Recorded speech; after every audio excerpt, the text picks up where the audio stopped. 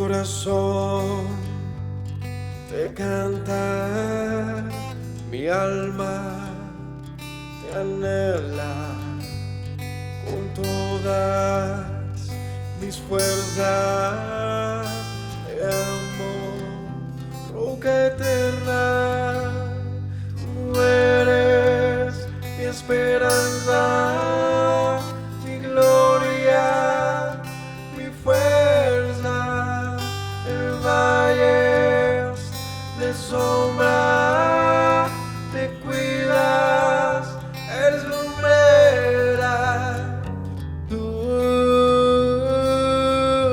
eres fiel, no me dejarás de la muerte y me levantarás. En tu palabra puedo confiar. Tú eres fiel, no me dejarás de la muerte y me levantarás. En tu palabra puedo confiar. Eres fiel.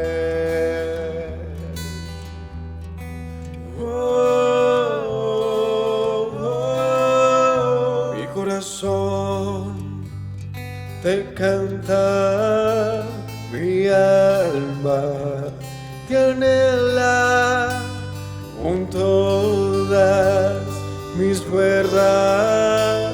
Te amo, roca eterna, tú eres mi esperanza, mi gloria, mi fuerza. En valles de sombra me cuidas, eres lumbrera. Tú eres fiel, no me dejarás de la muerte y me levantarás. En tu palabra puedo confiar. Tú eres fiel, no me dejarás de la muerte y me levantarás. En tu palabra puedo confiar. Eres fiel, eres fiel. Tú eres fiel, no me dejarás de la muerte y me levantarás. En tu palabra puedo confiar. Tú eres fiel, no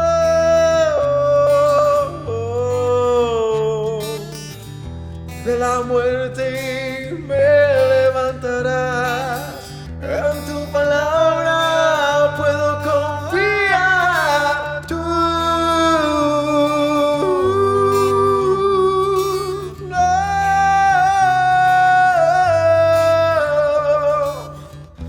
de la muerte y me levantarás. En tu palabra puedo confiar. Eres fiel, eres fiel. Tú eres fiel, no me dejarás de la muerte y me levantarás. En tu palabra puedo confiar.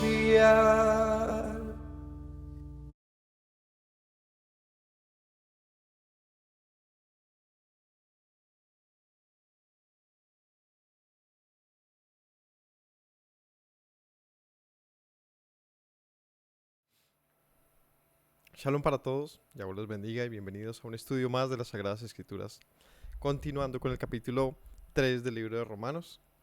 Les agradecemos mucho por conectarse, por estar siempre atentos a estos videos. Recuerden que pueden comentar, pueden compartir, pueden darle un like. Todo esto beneficiará a que los videitos pues tengan un mayor alcance. Gracias a todos por estar siempre presentes y no olviden que esto es una colección, es una lista de reproducción que en nuestro canal pueden encontrar, la lista de reproducción del libro de Romanos. Así que vamos a ver qué dice el capítulo de hoy, oremos y arrancamos. Padre Celestial, te agradezco por permitirme hablar, por enseñar y compartir de este mensaje que es especial, que es sagrado, que anhelamos entender profundamente y obedecer. Enséñanos tu palabra, Señor, que cobre vida en nosotros de tal manera que nuestro paso por esta tierra, por esta existencia, tenga el mayor de los frutos, Señor, y de las alegrías. Gracias, Padre, porque eres bueno y te agradezco por todos los que nos escuchan. Amén. Bueno, capítulo 3 del libro de Romanos. Esto es una carta con muchísima doctrina, muy compleja. Y lo que vamos a enseñar está muy conectado con los capítulos anteriores, así que no se lo pierdan. Si no han visto los capítulos anteriores, deberían hacer una pausa, más bien van desde el capítulo 1 y lo estudian, ya que los conceptos que se van a manejar hoy, pues ya los hemos, digamos que desglosado, entendido, así que hoy vamos a ir un poquito más a otro tipo de enfoques. ¿De qué está hablando? Voy a contextualizarles un poquito. Pablo arranca el capítulo de Romanos expresando la razón de que exista un evangelio. ¿Cuál es la razón del evangelio que hasta ahora, digamos que con estos dos capítulos anteriores, podemos concluir rápidamente? ¿Cuál es la razón de que haya un evangelio? ¿Por qué es necesario un evangelio? ¿Por qué es necesario manifestar, hablar de un evangelio tan poderoso como el que pues Pablo va a exponer? Y con esto les digo rápidamente, evangelio es un buen mensaje. ¿Por qué es necesario hablar de un buen mensaje?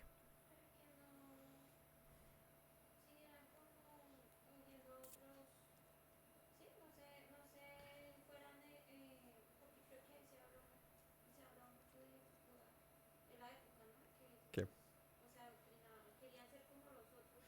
Pero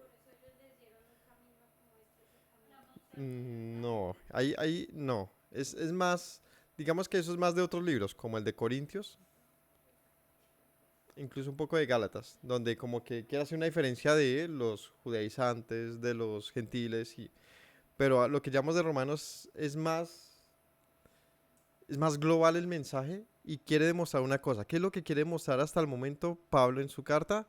Que somos culpables. Todos somos culpables y que tenemos por delante un juicio de Dios, un juicio que está vigente, un juicio donde se va a resolver un asunto. ¿Y cuál es el asunto que se va a resolver con ese juicio? El pecado.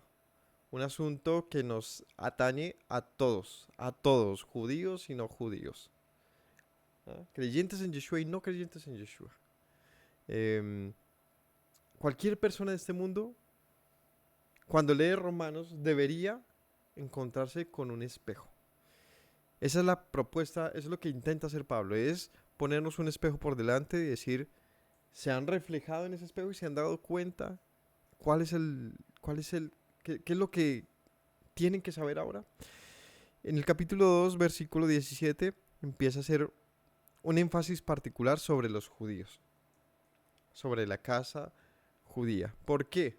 Porque en el contexto de Pablo, ya lo hemos mencionado mil veces, pero se lo recuerdo, habían dos grupos principales en los que los apóstoles se enfocaron su mensaje.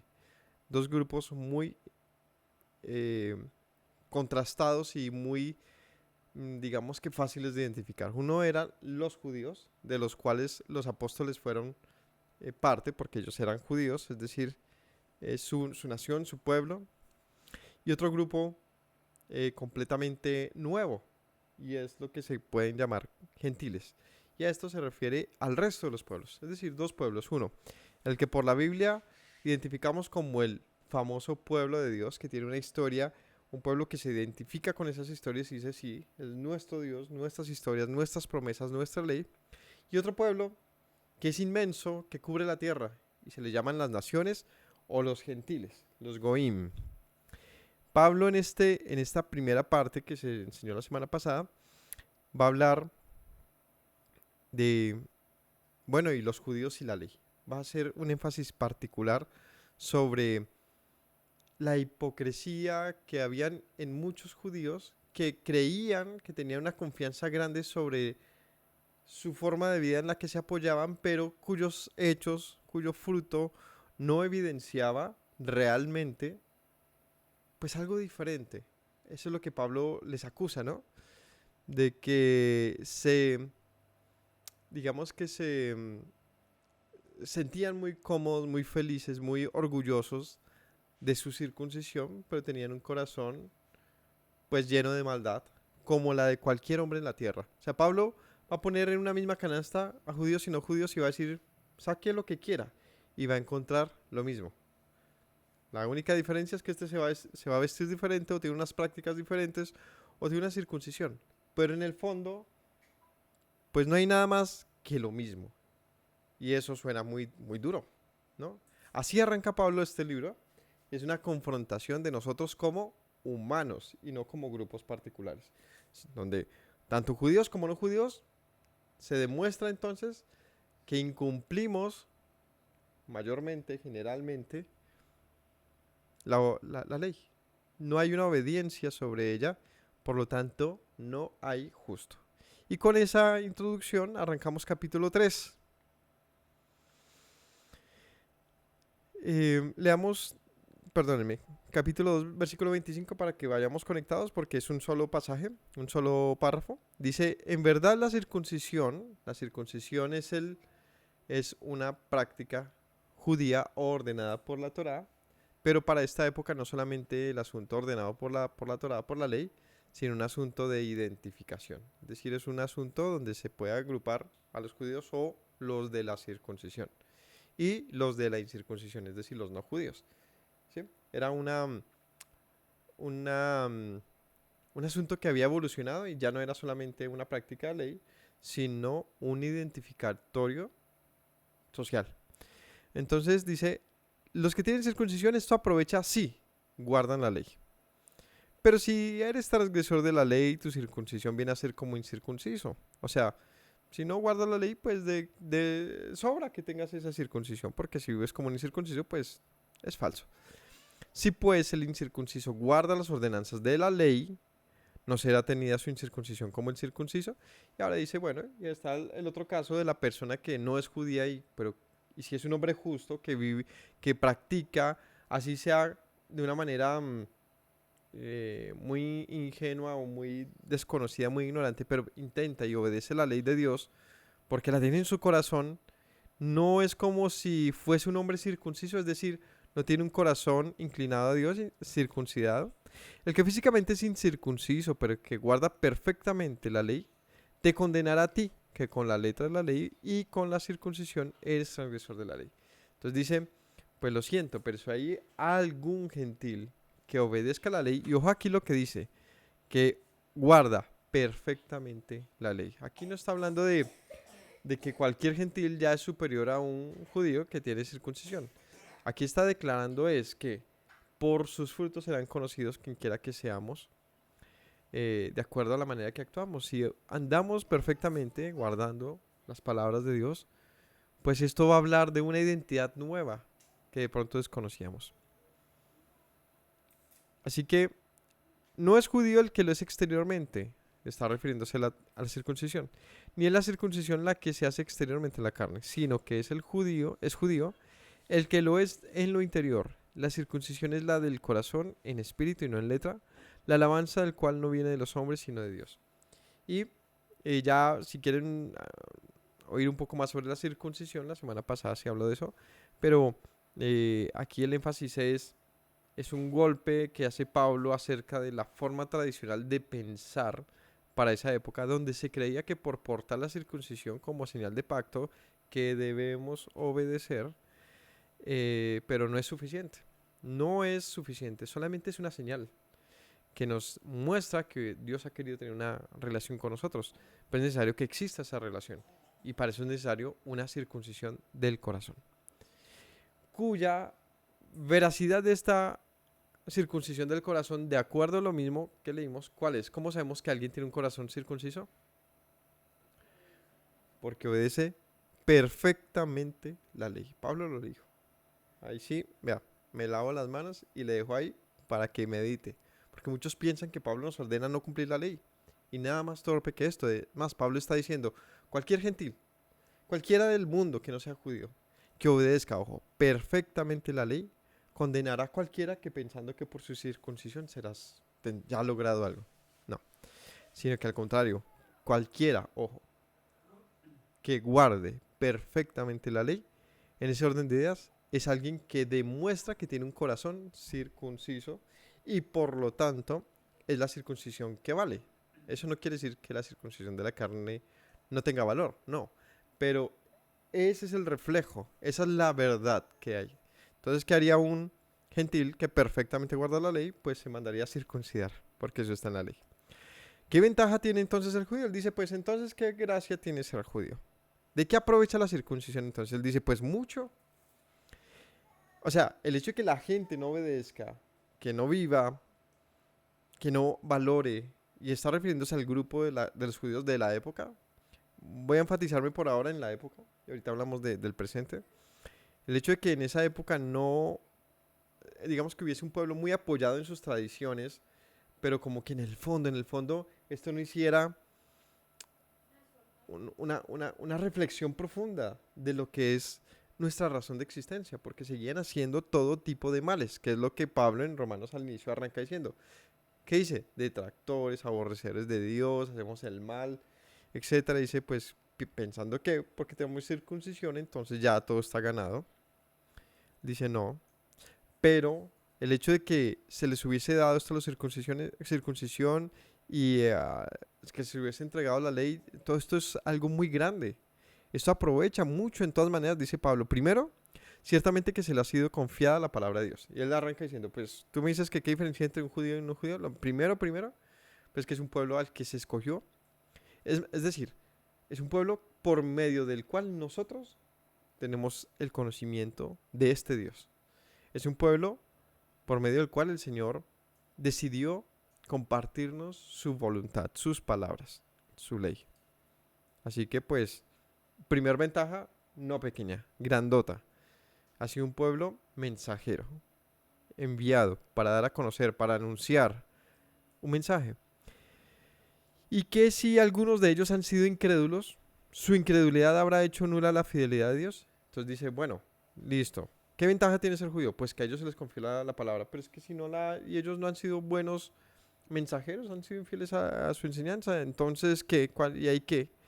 Esa incredulidad de ellos para no obedecer, hace entonces nula la fidelidad de Dios. De ninguna manera. Antes bien sea Dios veraz y todo hombre mentiroso, como está escrito. ¿Qué quiere decir que si su incredulidad hace nula la fidelidad de Dios? Quiere decir, pues, ¿qué hacemos cuando Dios quiere un pueblo que le sea fiel y por medio de ese pueblo desea compartir al mundo su voluntad? ¿Qué hacemos si ese pueblo finalmente no se moldea a lo que Dios esperaba? Entonces esto querrá decir que Dios se va a cansar. ¿Será que esto quiere decir que entonces Dios pues revertirá sus promesas o no las cumplirá? Él dice, de ninguna manera. Al contrario, Dios es veraz y nosotros mentirosos. ¿Cómo está escrito? Para que seas justificado en tus palabras y venzas cuando fueres juzgado. Es donde aparece en el Salmo 51, donde lo leeremos un poquito más claro lo que quiere decir esto. El Salmo 51 es el salmo de arrepentimiento, un salmo de arrepentimiento de David, muy, muy importante de conocer para aprender a arrepentirnos también. Pero aquí dice, en el capítulo 51, desde el 3, yo reconozco mi rebelión. Estamos hablando de qué está señalando Pablo, de la gente, su pecado. Que todos, judíos y no judíos, nos hemos apoyado en nuestras creencias, pero en el fondo parece que sí, somos del montón. No hay diferencia. Hacemos el mal de una manera indistinta. ¿Qué dice? Yo reconozco mis rebeliones y mi pecado está siempre delante de mí. Pablo acaba de decir, o sea que la incredulidad del pueblo, es decir, nuestros errores, hace nula la fidelidad de Dios. No, espérese, es que hay hombres como David que son capaces de reconocer su rebelión, su pecado, y dicen, contra ti solo he pecado, he hecho lo malo delante de tus ojos, para que seas reconocido justo en tu palabra y tenido por puro en tu juicio. Entonces, un arrepentimiento donde David le dice a Dios, yo estoy desnudo delante de ti y con sinceridad, con honestidad, yo te digo que yo he pecado y que te necesito. ¿Por qué? ¿Por qué David hace este reconocimiento delante de Dios? Porque él sabe que Dios es verdadero. Es decir, que David está utilizando la palabra de Dios, es decir, su ley, para poder hacer un arrepentimiento. O sea, ¿cómo podemos arrepentirnos de algo que no sabemos? O de algo que no reconocemos. Pues David reconoce su pecado de acuerdo a la ley. Y por eso dice, tú eres verdadero y yo he pecado. Tu palabra me ha juzgado, me ha reprendido y por eso puedo arrepentirme. Así que Pablo dice aquí en el capítulo 3 de Romanos, nuestros pecados no anulan la fidelidad de Dios, porque Dios es verdadero y nosotros somos los que fallamos. Si nuestra injusticia hace resaltar lo justo de Dios, entonces, ¿qué decimos? ¿Acaso será injusto Dios que da castigo? Dice, aquí Pablo hace la salvedad, hablo como cualquiera de ustedes. Es decir, él hace como una aclaración de que esto puede sonar turbio, ¿no? Decir que Dios es injusto entonces porque, pues, parece que la Biblia pretende, la palabra de Dios pretende exaltar nuestros errores y mostrar lo grande que es Dios y como que suena pues, esto es como injusto, ¿no? ¿Qué diremos? ¿Será injusto Dios que da castigo? En ninguna manera. De otro modo, ¿cómo juzgaría Dios al mundo? Entonces dice, si nosotros pecamos y Dios lo sabe porque Él es verdadero, y entonces cuando nos castiga no es como injusto, es lo que está diciendo ahí. O sea, si tú sabes que alguien tiene una característica errática, que lo juzgues por hacer lo que es errado, no es como injusto lo que está señalando. En otras palabras, si Dios sabe que pecamos, ¿por qué nos juzga de pecadores?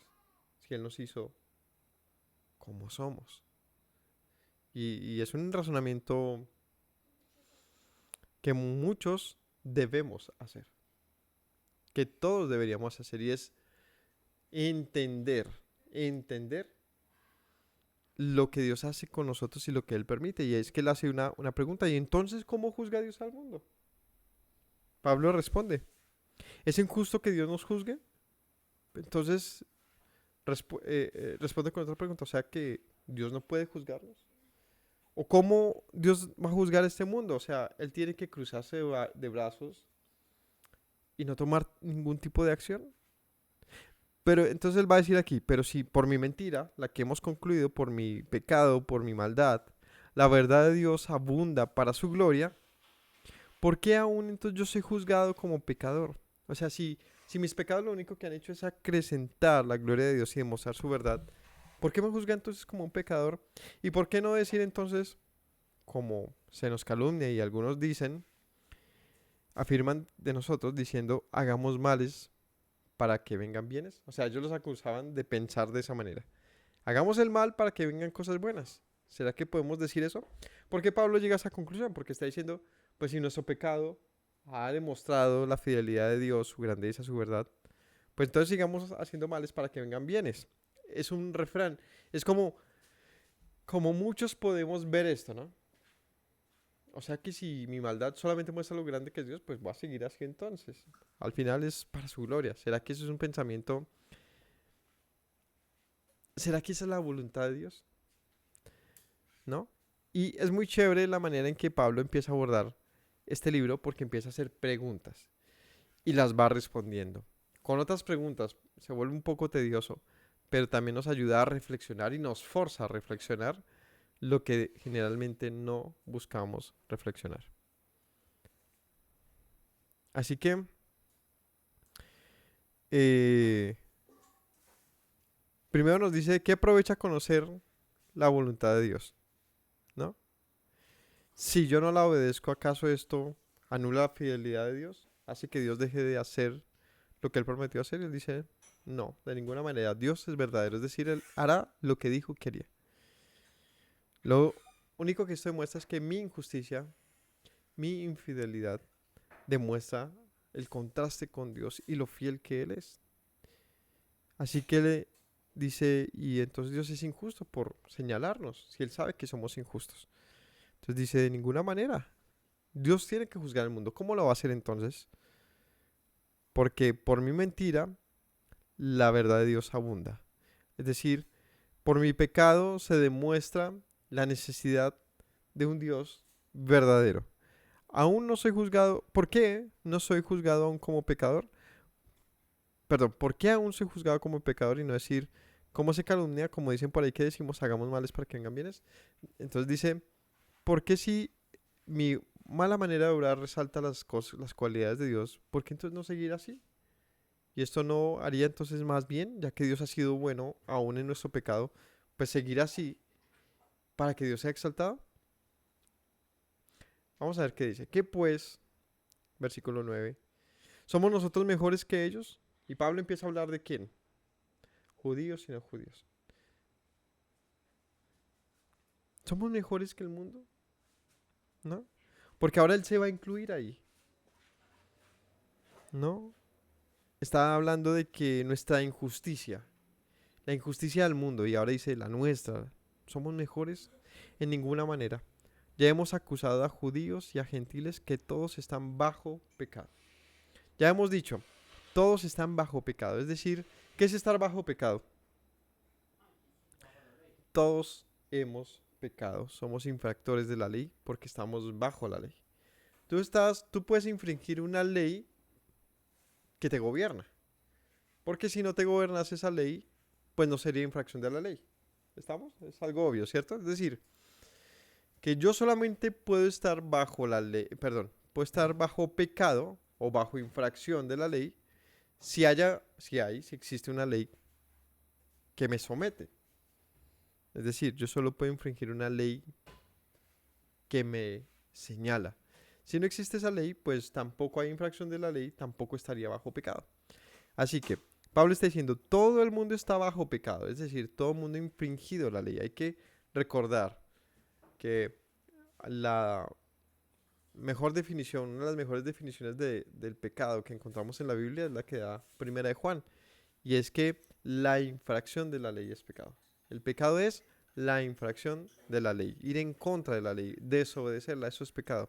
Es muy sencillo de, de analizarlo y de entenderlo, ¿no? Infracción de la ley, pecado.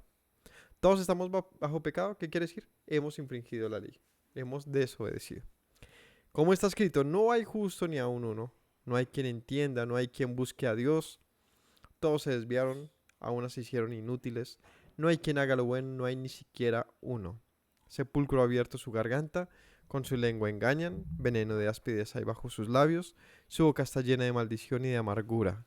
Sus pies se apresuran para derramar sangre, quebranto y desventura hay en sus caminos, y no conocieron camino de paz. Y ese es un texto que puede sonar como que, bueno, yo no me incluyo ahí. ¿Cómo así que no hay justo ni a uno no? Porque muchos no consideran que sus actos sean de injusticia.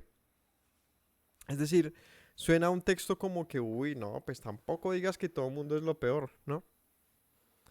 Pero aquí nos da ejemplos de eso. De que no hay justo, no hay quien busque a Dios realmente, todos se han desviado, inútiles, no hay siquiera uno que busque a Dios. Ahora, ¿cómo sabemos que esto es verdad? ¿Cuál es el ejemplo que dice ahí? Sepulcro abierto es su garganta. Aquí nos va a empezar a demostrar cómo incluso Pablo se metía y dice, solamente judíos y gentiles, tristemente hasta nosotros, hasta nosotros.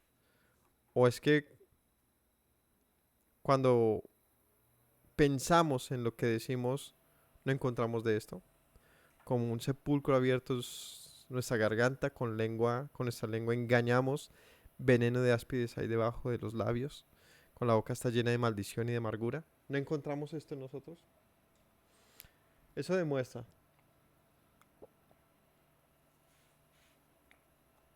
Ay, gracias.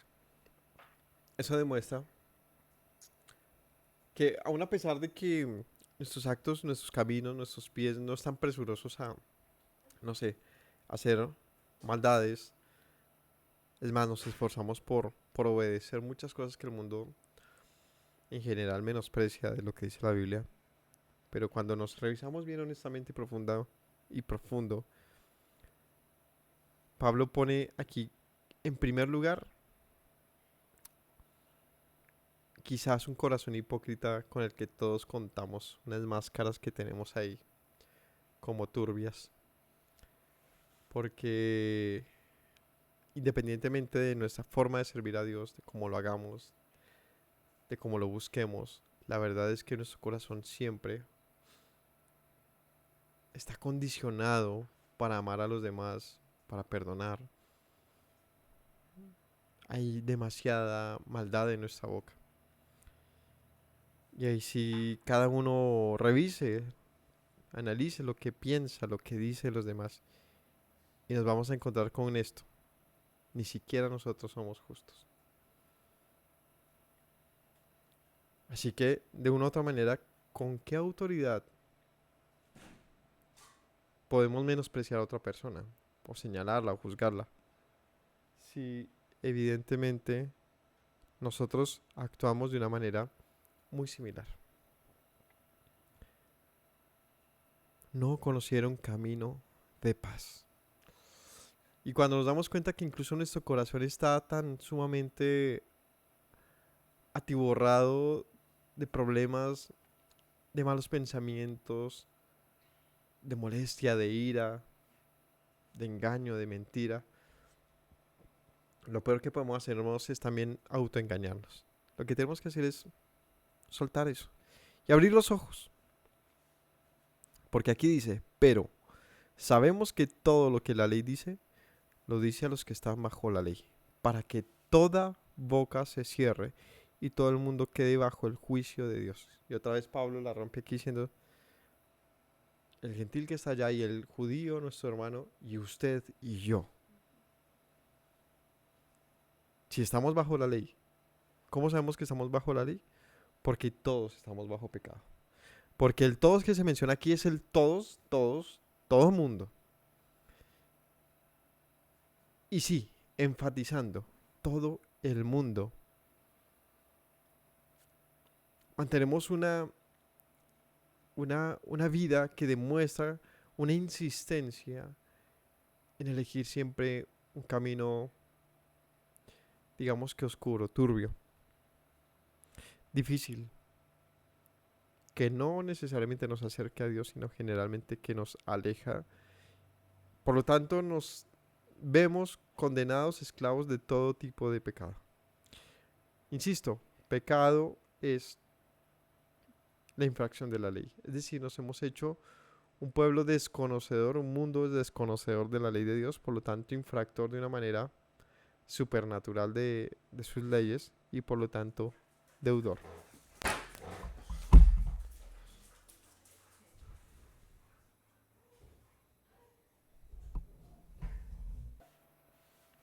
Entonces, todos estamos bajo la ley.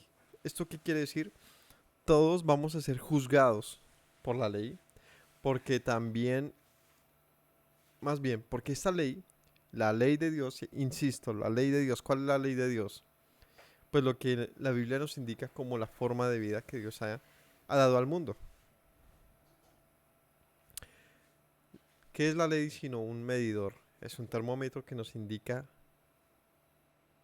nos da opciones y nos dice, esto es lo correcto, esto es lo justo, trae vida. Esto es lo injusto, lo incorrecto, trae muerte. Es una lectura que nos indica cómo proceder en esta vida. Esa ley. Todos estamos bajo esa ley. Quiere decir que esta es superior y es autoridad sobre todos nosotros. ¿Con qué propósito? Para que todos entonces quedemos bajo el juicio de Dios. como leímos antes, en el versículo 7, en el 6, ¿cómo juzgará Dios al mundo? ¿De qué manera Dios va a juzgar al mundo si no nos hemos enterado que estamos todos bajo la ley? Es momento que sepamos que esta ley será la que nos juzgará, dijo Yeshua. Yo no los juzgo, la palabra que he dicho, que les he dado, les juzgará en el día postrero. ¿Y qué anunció Yeshua todo el tiempo? Un mensaje de arrepentimiento y de obediencia a Dios, de volver nuestro corazón a Dios.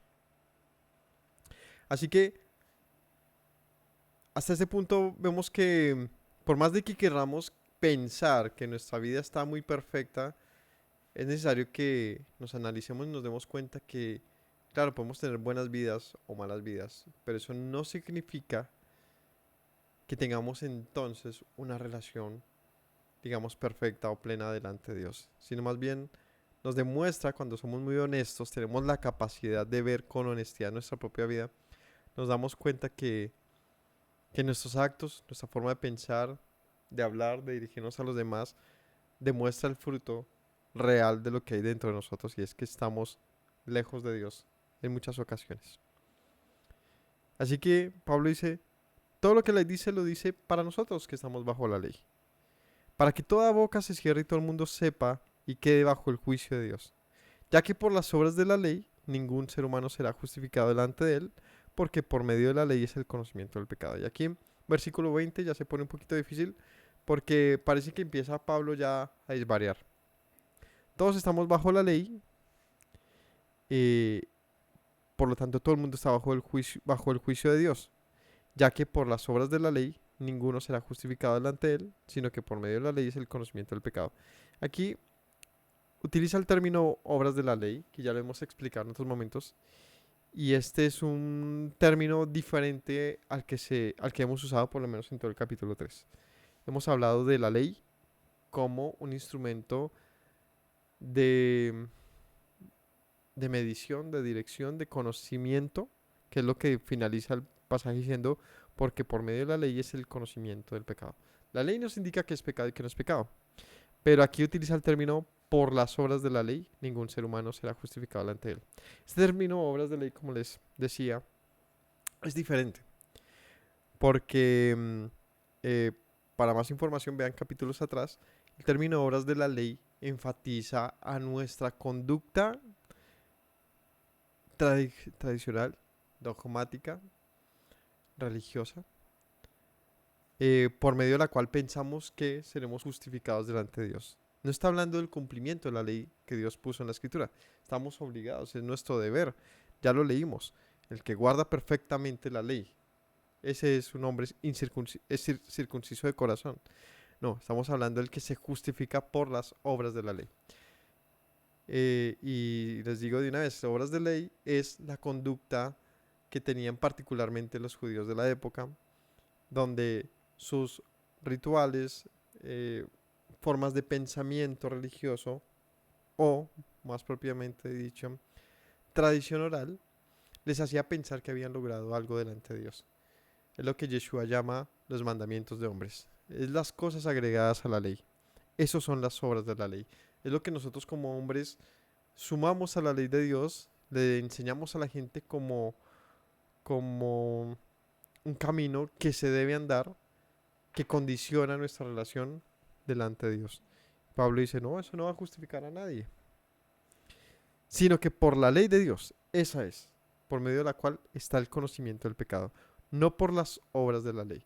O sea, por más de que tú digas, Señor, yo no guardé el Shabbat que está en tu palabra, pero si, no sé, te buscaba los domingos, el Señor te dirá de una u otra manera, pues es que mi ley te daba el conocimiento, estabas en pecado porque era el Shabbat lo que yo te ordené. ¿Cómo te vas a justificar delante de mí diciendo que si lo hacías un domingo? Es por poner un ejemplo. ¿Qué debe hacer alguien que está en esa situación? Nada, leer la escritura y preguntarse qué ha dicho Dios entonces, porque ahí está el conocimiento y eso es lo que está diciendo acá.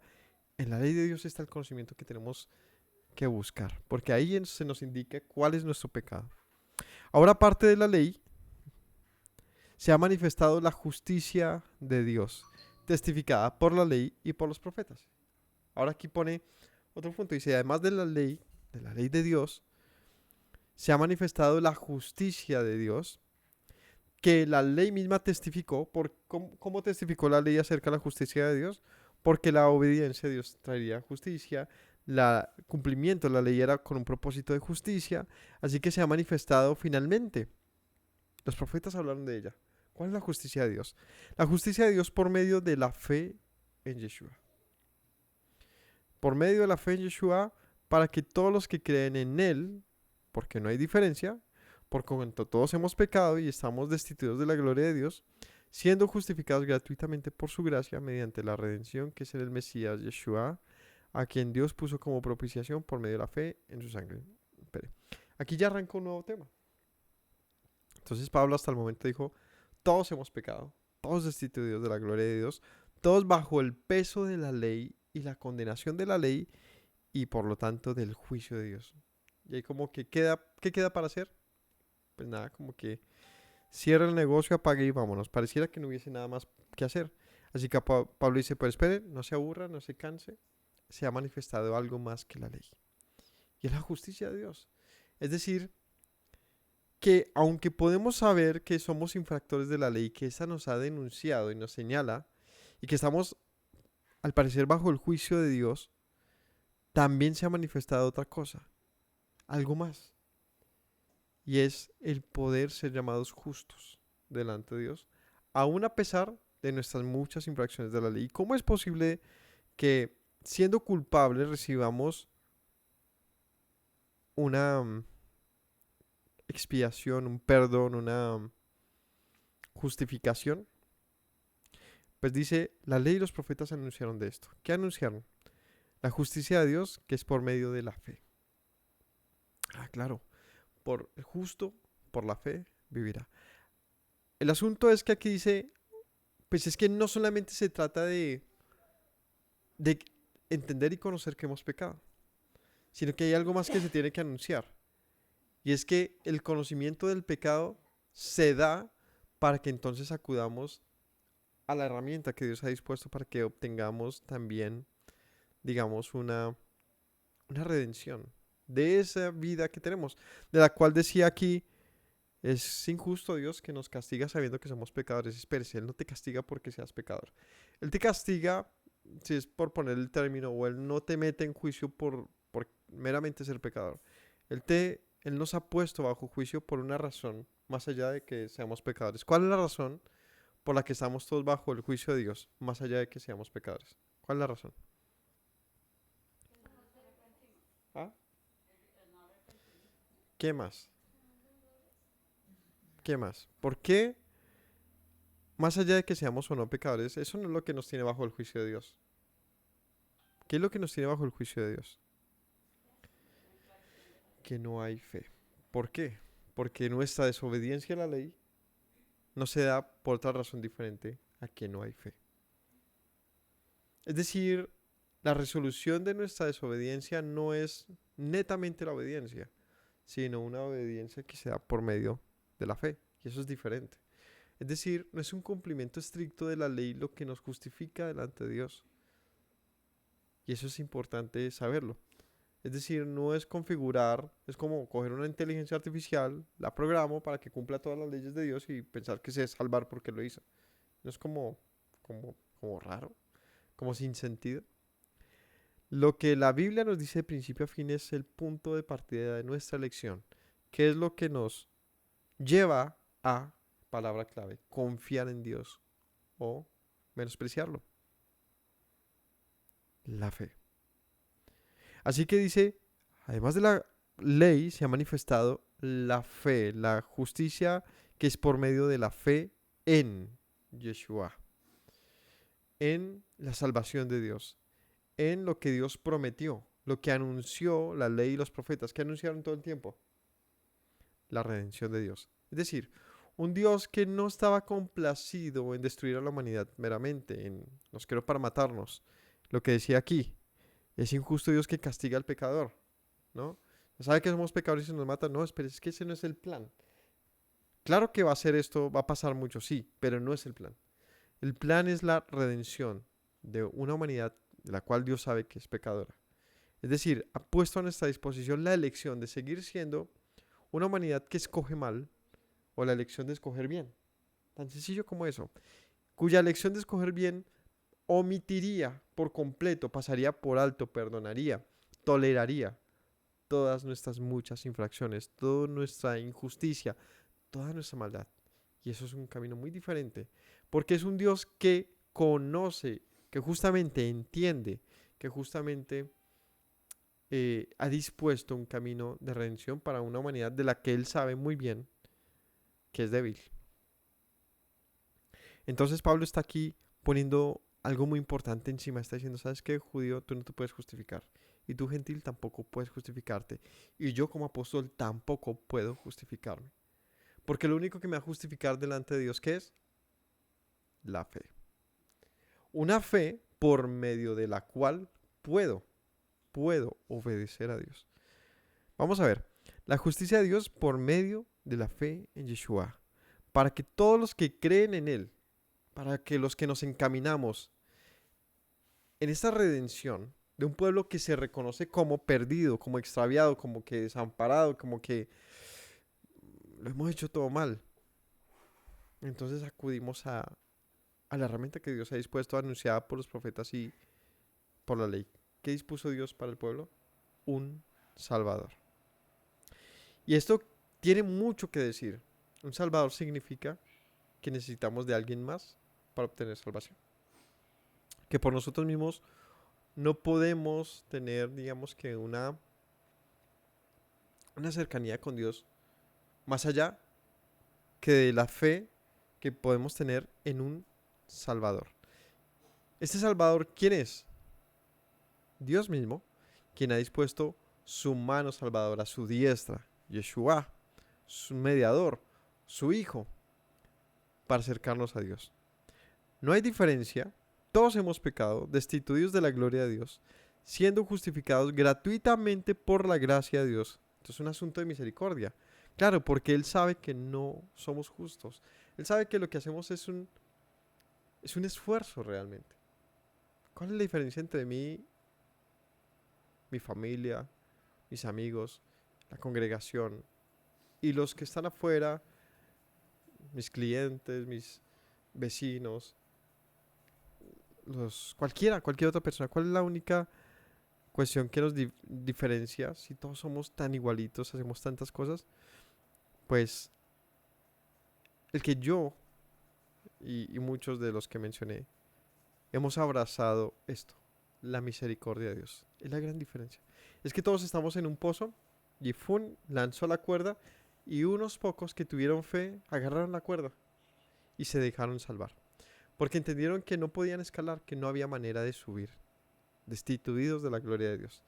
Todos estamos en el mismo hoyo y Dios no esperaba que subiéramos por nuestro medio, porque no podíamos, porque no se puede. No es que tú puedes, Paco, tú puedes. No, se trata de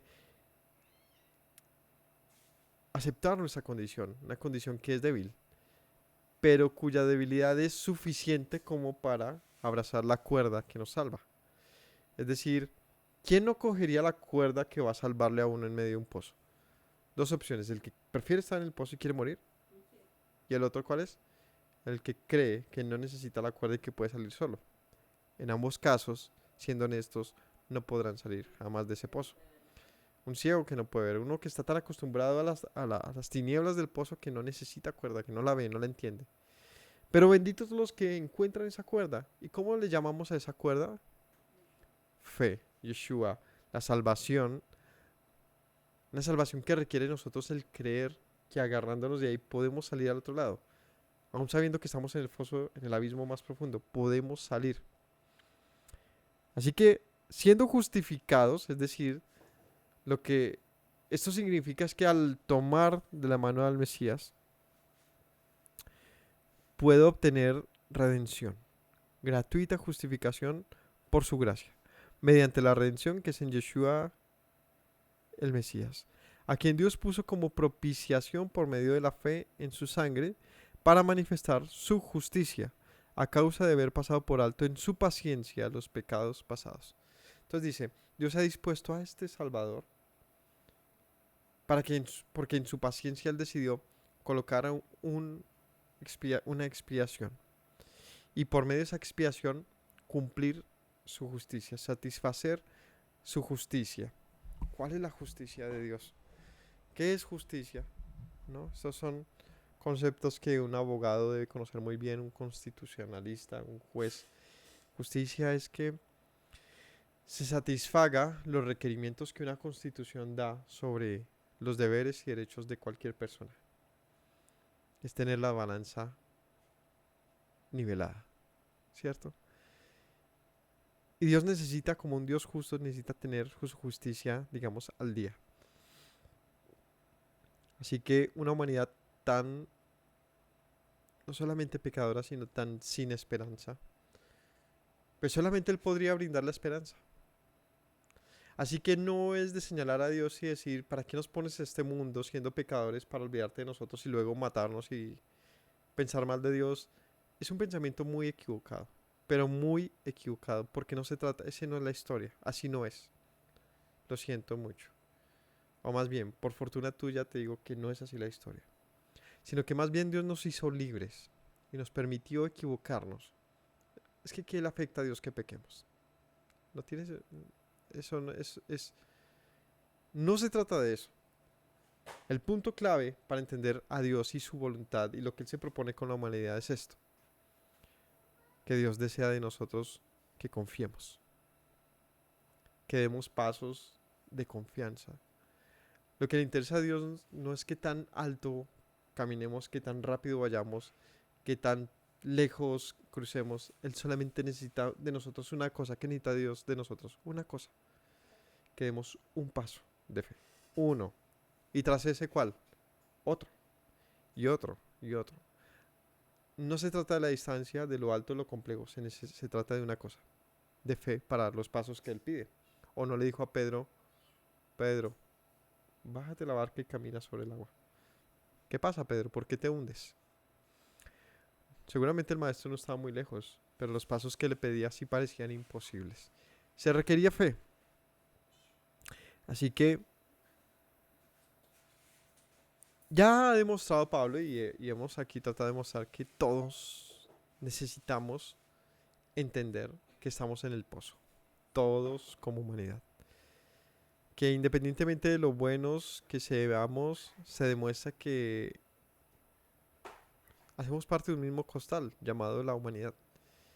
Y que qué diferencia hay, qué razón habría para pensar que no es vana esta vida, como lo dice Eclesiastes. Todo lo que pasa bajo el sol es vano. El malvado como el justo, ¿qué propósito tienen? Ambos mueren, ¿cierto? Y al cortar la historia ahí con nuestra muerte, pues sí, pareciera todo muy banal, muy sin sentido. Así que se anuncia una esperanza mayor, por medio de la cual nosotros podemos decir: deseo participar de esa esperanza. ¿Sabe que la esperanza es uno de los más grandes motores que tiene la humanidad? Si no el principal. Es que de verdad, si nosotros no hacemos las cosas con esperanza, todo terminaría en un sinsentido, un sinsabor. Porque el presente resulta ser muy cruel, muy duro. Es decir, ¿qué razón existe para que nosotros nos esforcemos cada día si finalmente lo único que hay en el mañana es una muerte inminente?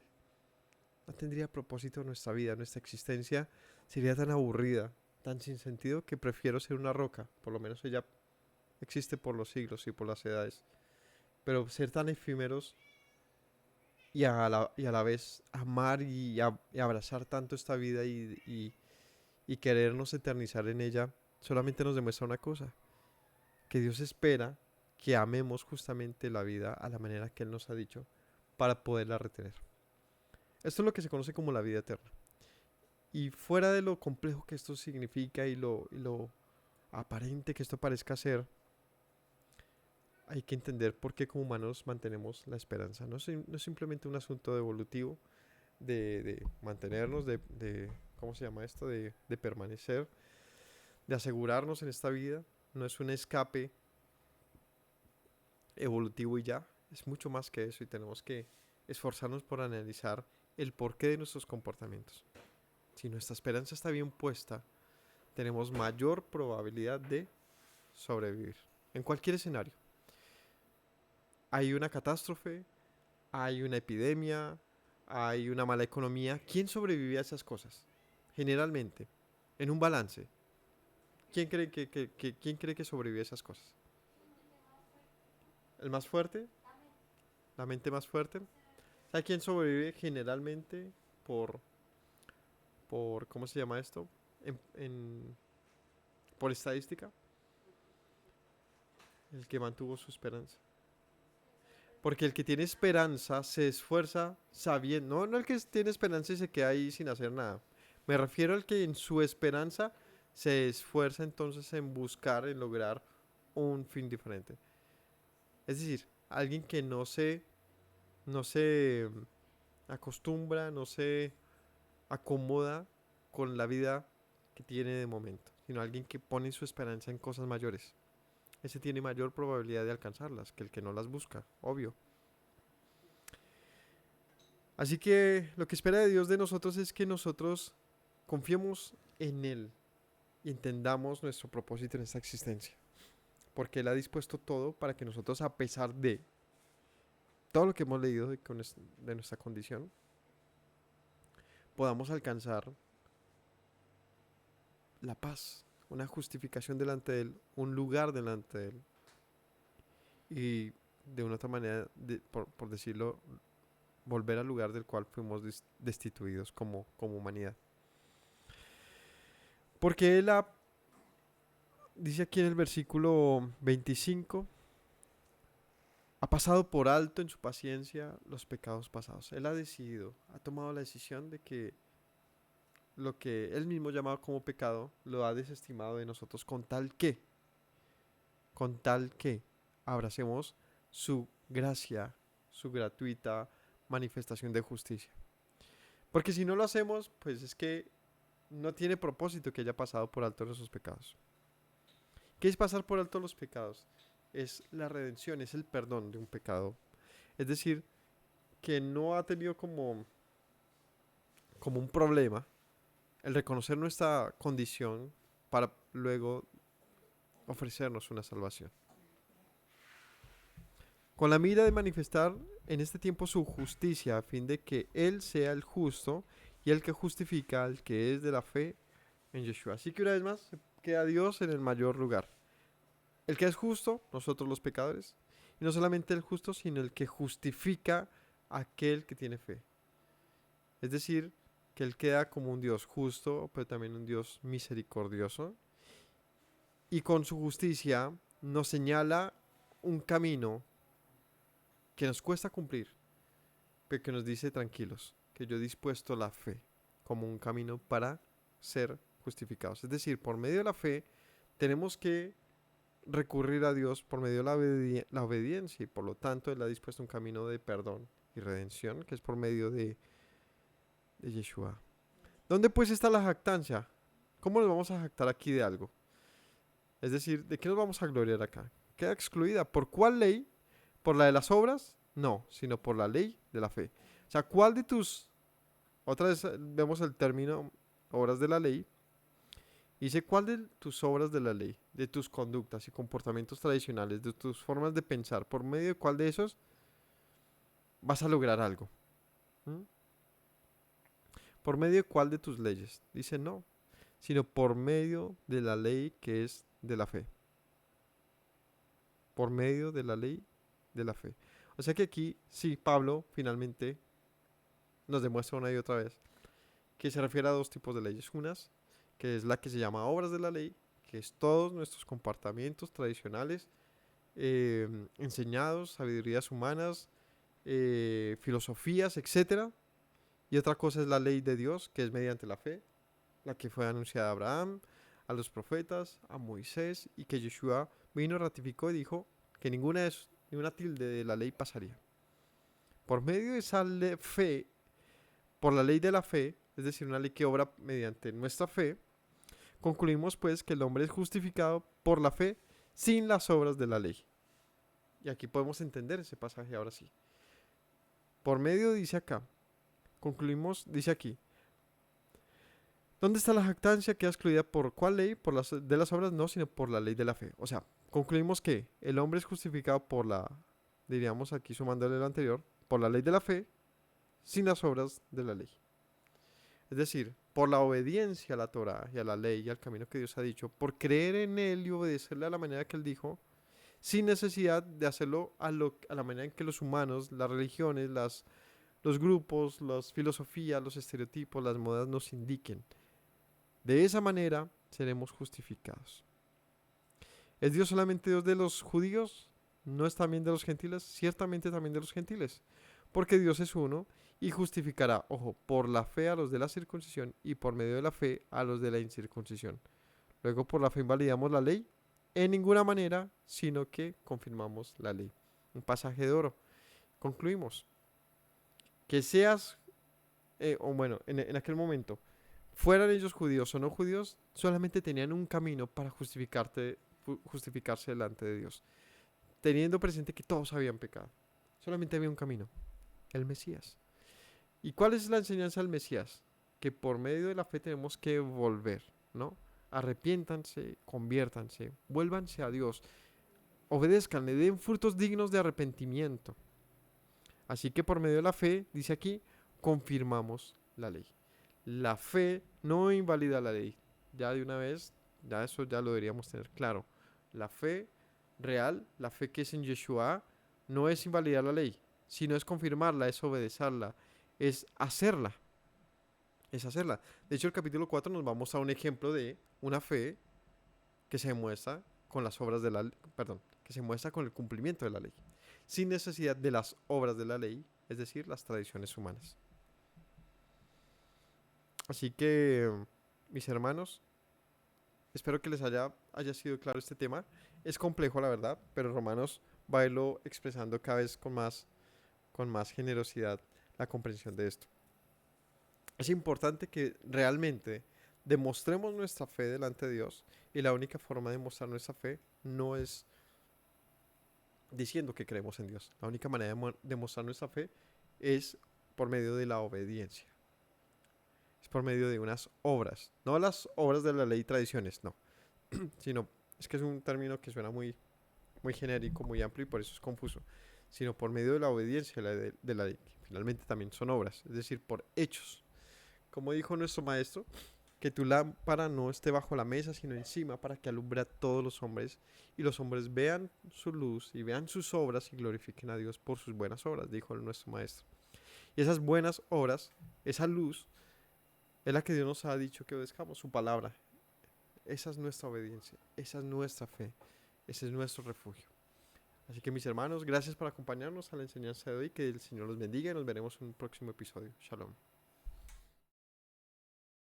Me presento nuevamente, mi Rey, mi buen Señor.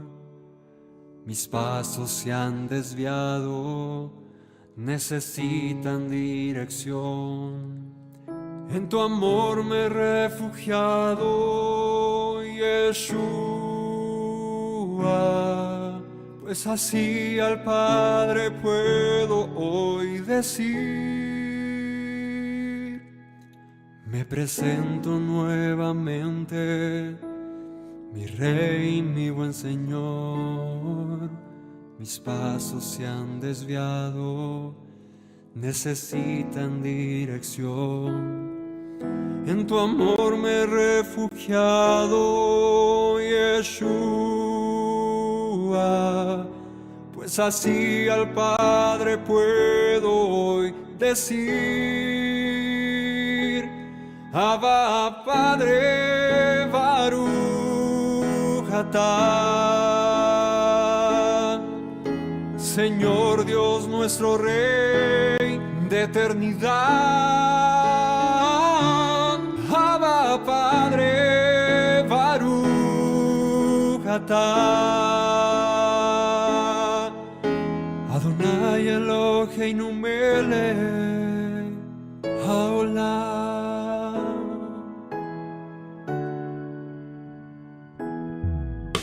presento nuevamente, mi Rey, mi buen Señor. Mis pasos se han desviado, necesitan dirección. En tu amor me he refugiado, Yeshua, pues así al Padre puedo hoy decir: me presento nuevamente, mi Rey, mi buen Señor. Mis pasos se han desviado, necesitan dirección. En tu amor me he refugiado, Yeshua, pues así al Padre puedo hoy decir: Abba, Padre, Baruch atah. Señor Dios nuestro Rey de eternidad.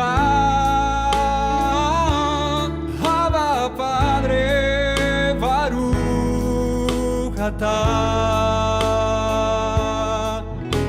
Adonai Eloheinu melech haolam. Diste tu hijo con devoción, sacrificio de amor, hasta la muerte el seguirlo para darme salvación. Al tercer día resucitó, a la muerte él venció. Luego al cielo ascendió, volverá, lo prometió. Abba, Padre, Baruch atah. Señor Dios nuestro Rey de eternidad. Abba, Padre, Baruch atah. Adonai Eloheinu melech haolam. Abba, Padre, Baruch atah. Señor Dios nuestro Rey de eternidad. Abba, Padre, Baruch atah. Adonai Eloheinu melech haolam.